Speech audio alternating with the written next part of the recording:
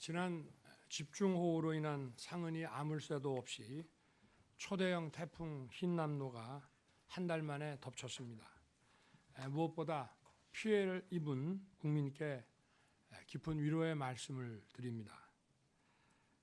피해는 다소 있었습니다마는 밤잠을 설치며 협조해 주신 국민 여러분과 실시간 재난정보 전달로 도움을 주신 언론, 그리고 태풍 현장에서 사투를 벌인 소방, 해경, 경찰, 군인, 지자체의 현장 관계자 여러분 덕분에 예상보다 피해를 줄일 수는 있었습니다.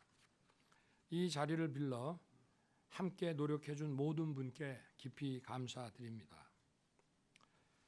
태풍은 한 발 앞선 대처가 중요하므로 저 역시 여러 차례 긴급 점검 회의를 갖고 상황 점검을 했습니다. 정부는 국민의 생명과 재산을 지키는 일에 무한 책임을 진다는 각오로 끝까지 긴장의 끈을 놓지 않을 것입니다. 모든 국민들께서 완전한 일상 회복에 이를 때까지 제가 직접 모든 상황을 챙기겠습니다. 재난 대응은 철저한 원칙에 입각해서 선제적으로 이루어져야 합니다. 대규모 화재나 집중호우, 태풍과 같은 수재의 경우 선제적인 주민 대피와 위험 지역으로의 이동 통제가 가장 중요합니다. 선제적으로 주민 대피가 이루어질 때 다수의 집단적인 인명 피해를 막을 수 있습니다. 이번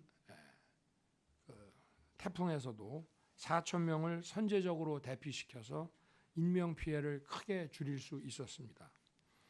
또 이와 아울러서 위험 지역으로의 이동 통제 역시 철저하게 이루어져야 합니다. 결국 가장 중요한 것은 국민들이 위험한 지역에 있지 않도록 차단하고 안전한 지역에 머물도록 하는 것이 가장 중요한 재난 대응 원칙이라는 것입니다. 이와 같은 확고한 재난 대응 원칙에 입각해서 우리 대응 체계 전반을 다시 점검하고 현장에서 확실히 조치될 수 있도록 정부, 지자체, 국민 모두가 힘을 모아야 할 것입니다. 늘 말씀드립니다만 재난은 우리 사회의 약자에게 더 큰 피해와 고통으로 다가옵니다. 재해보험금, 재난지원금 등 정부가 할 수 있는 모든 조치를 강구해 피해를 입은 국민들에게 실질적인 도움을 드리겠습니다. 특히 피해 조사를 최대한 신속하게 진행해서 필요한 지역에 대해 특별 재난 지역으로 신속하게 선포하도록 하겠습니다. 복구에도 총력을 기울여야 합니다. 오늘 국무회의에서는 예비비 500억을 긴급 편성해서 특별 교부금과 함께 피해 복구에 투입할 예정입니다. 도로, 댐과 제방 등 주요 시설과 침수된 주택, 농경지 등을 신속하게 복구하기 위해 각 부처가 모든 역량을 모아주시기 바랍니다.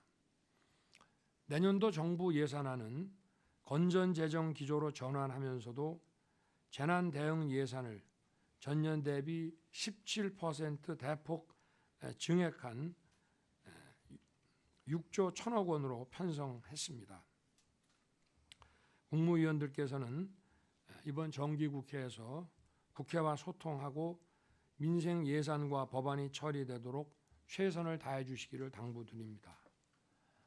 어제